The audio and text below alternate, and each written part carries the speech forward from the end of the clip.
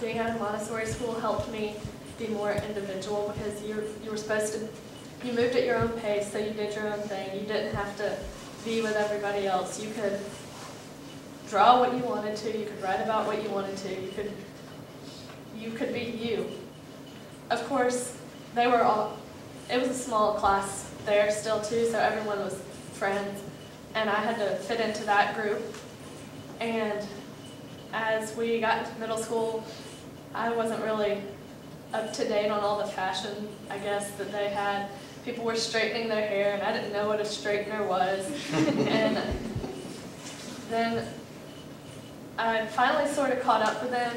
I started straightening my hair, and then I realized that that wasn't me, that I didn't want to be like that. I didn't want to be like everyone, all the other girls in my class, so I curl my hair now. And although I lost my, sort of my own style when I first transitioned, I think I transitioned early enough in 4th grade that I was able to get that back, and I'm still an individual. And because I went to Montessori, I didn't conform to how everyone else did stuff, and I was able to be different still.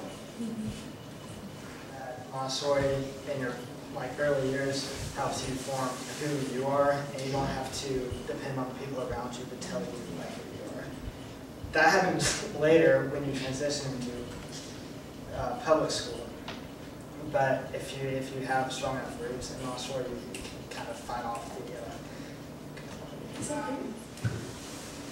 resourcefulness becomes a reflex, and I think that's something that's really taken for granted, and that I've really started to try to track down recently, things that I'll do as an impulse. I really track back to Montessori early training, with just looking at a problem and creating your own solution with what's in your environment, and the level of independence in solving some of your own problems. A passion for knowledge.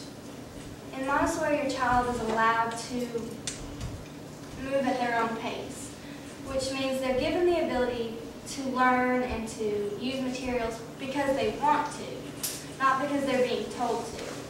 They want to cross milestones, and they're excited about it. It's fun to be able to use the trinomial cube in the paint tower.